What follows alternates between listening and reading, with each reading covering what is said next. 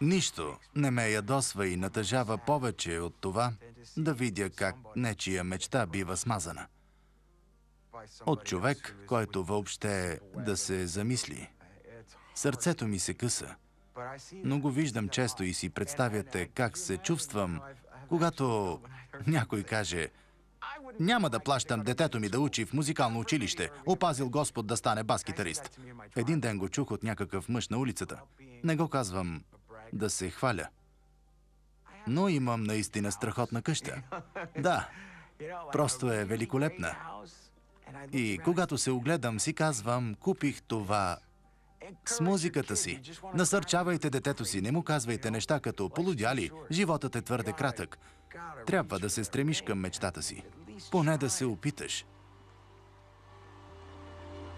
Дори като малък винаги ми се е искало един ден да кажа: опитах и се провалих, а не можех, трябваше, щях. Сега съм на 50 и не съжалявам за нищо. Всеки си има история. И от всяко преживяване може да се научи нещо. Всички сме способни да покажем най-доброто от себе си. Ако искаш уважение, покажи уважение. Струва си да пожертваш честта си, ако е необходимо. Всяка стъпка по пътя е житейски урок по смирение. Не сме създадени да сме идеални, а да сме завършени. Опитай и после повярвай. Инстинктът е сила, която живее в нас и винаги е там, когато ни потрябва. Свърши важните неща. Не ги отлагай за утре. Следвай собствената си муза, винаги. Гледай на живота си, като на училище. Майсторският клас на опера. Той е рок-звезда. Но докато растял в Ню-Джърси, Джон Бон Джови имал мечти и цел, простиращи се много по-далече от това просто да е вокалист на рок-група. Той искал да постигне повече. Бон Джови е една от най-прочутите групи в света вече близо 30 години. Тя е продала над 100 милиона албума. Продължава да пълни зали и стадиони по цял свят и не показва признаци да забавя темпото. През 90-те, когато заради успеха и славата имало опасност групата да се разпадне, Джон поема нещата в свои ръце и никога не се обръща назад. Темите в песните му, оптимизмът, любовта и вярата в общите усилия са и ценностите, които той поддържа през целия си живот. Това му помага да достигне следващия връх, както и този след него. Когато бях на 7, моите родители, като всички останали, искаха да опитам нещо, затова ме заведоха на уроци по китара. Помня как учителят ми пушеше лула и малкото му антре почти колкото килер. Осмърдяваше цялата стая с лулата и заспиваше, докато ме учеше да дрънкам. Казах си: това не е забавно, нито пък яко. Нищо не е. А и направо ще пукна от тая лула. Прибрах се, хвърлих китарата по стълбите към мазето, счупих един ключ и така си остана, докато не станах на 13. После един човек на име Ал Паринело се премести срещу дома ни. Свиреше в една клубна група. Беше много популярен и ни показа как да свирим песни. Показа ми как да изсвиря къщата на изгряващото слънце.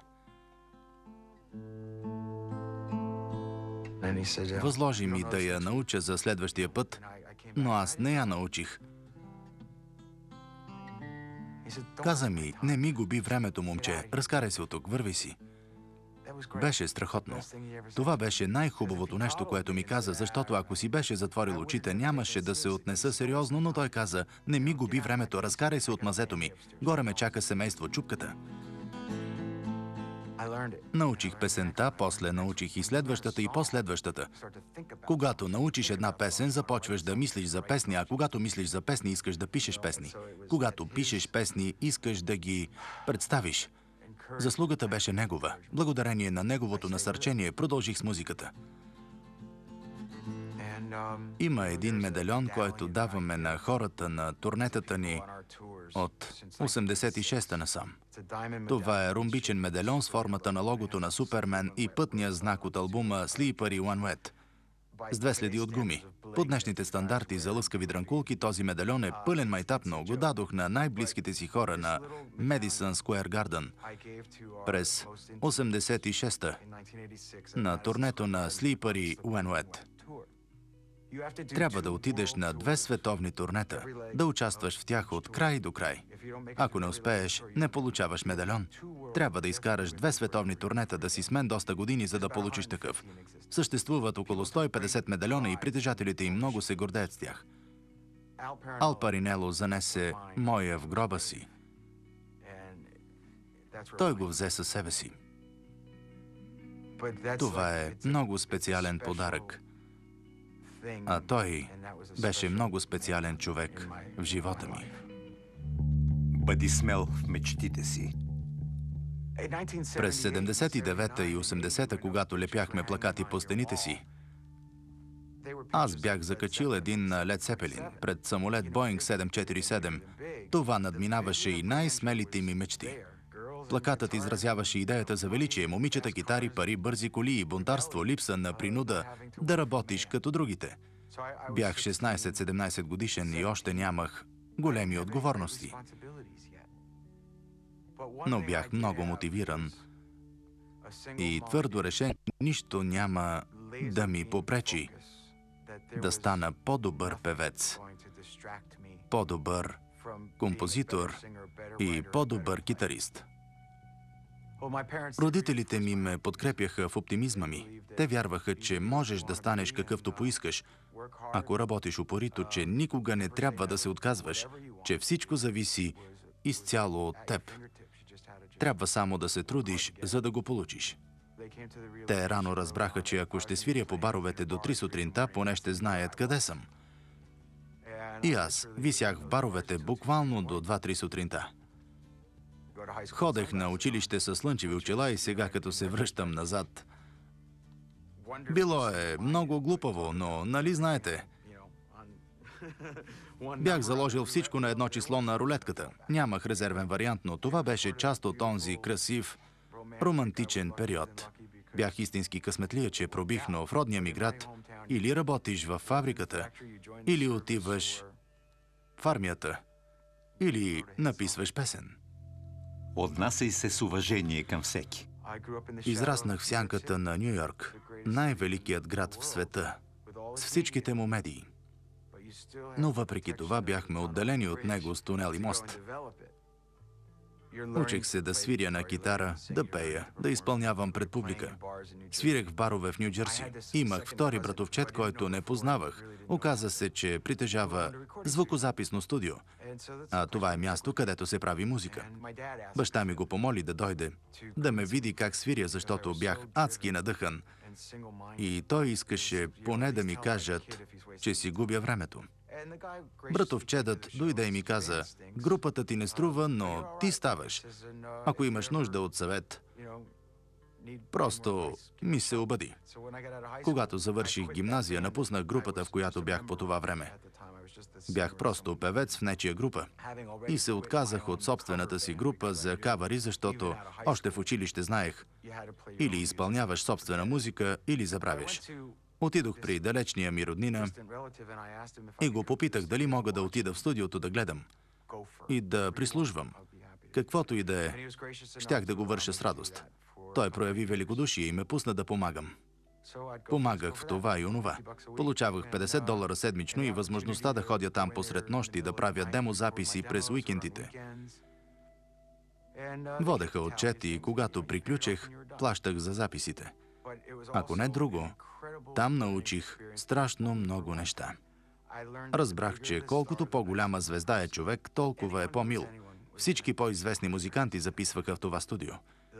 Най-големите звезди в историята на рок-н-рола, Ролинг Стоунс, се държаха много мило с мен. Това не се забравя и още не съм го забравил, макар че минаха 30 години. Мик Джагър ме питаше как вървят демозаписите, а аз просто пелтечех: добре, добре. Беше много шантаво. Тези години бяха невероятни. Беше страхотно дори само да ги виждам и да дишам същия въздух. Не приемай не за отговор. Ако не вярваш преди всичко в себе си, вече си се провалил. Трябва да вярваш. Ако искаш да успееш. Има хора, които на всяка крачка ще ти казват не. Затова трябва да си решителен, да си невероятно съсредоточен, да си готов да се бориш с всеки и да преодолееш всичко, за да постигнеш целта си. По онова време нямах група, нямах мениджър, нямах нищо. Имах само идеи, решителност и наивност. Една романтична представа за това какво е музикалният бизнес. Бях объркан. Никой не обръщаше внимание на касетата, която изпращах с писмо «Уважаеми господине». Тогава се замислих, кой е най-самотният човек в музикалния бизнес? Диджеят. Ето един човек, който няма представа дали някой го слуша и какво влияние има. Но все пак оказва голямо влияние. Как да се свържа с диджея? В Ню Йорк стартираше едно съвсем ново радио, беше в предградията. Слушайте най-новото рок-радио на Ню Йорк на честота 103,5. За мое щастие, радиото беше толкова ново, че дори нямаха секретарка и когато отидох и влязох, сварих диджея буквално в ефир. Той погледна през прозореца и ми направи знак да изчакам. Завъртя плочата, подаде глава и попита какво има. Казах, че съм донесъл една касета. Обясних кой съм, какво съм направил и защо съм объркан.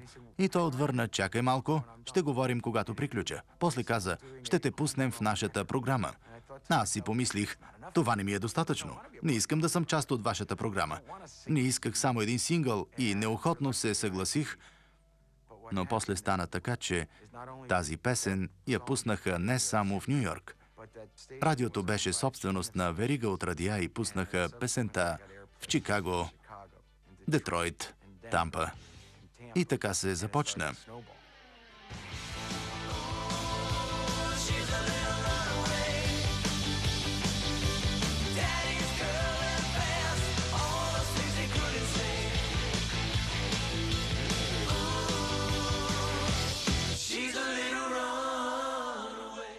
Тогава същите тези шефове хванаха телефоните и започнаха да звънят. За около 3 седмици събрах групата. И 28 години по-късно още не мога да се отърва от нея. Майсторският клас на опера. Потърси помощ, когато имаш нужда от нея.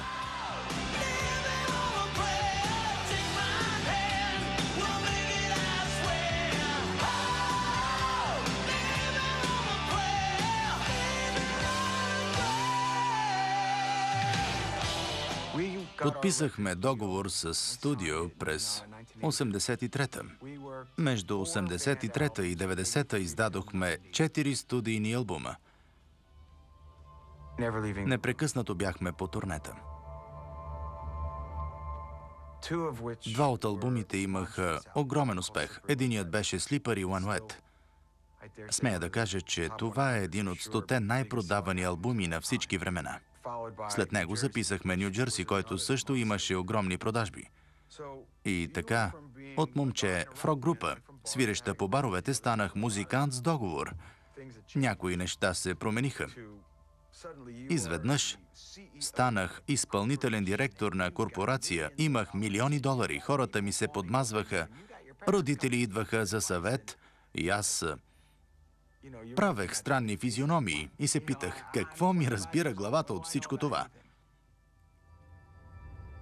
Светът се промени, но ние не. Бяхме също толкова уплашени, несигурни, самонадеяни и отворени, както и преди. По някакъв странен начин се държахме един за друг, въпреки че групата се разпадаше по шевовете. Това трябваше да е първият край на групата. Накрая ни намериха помощ. Не психиатър, а по-скоро посредник. Този човек се казваше Лу Кокс. И може би, защото бях или по-умен от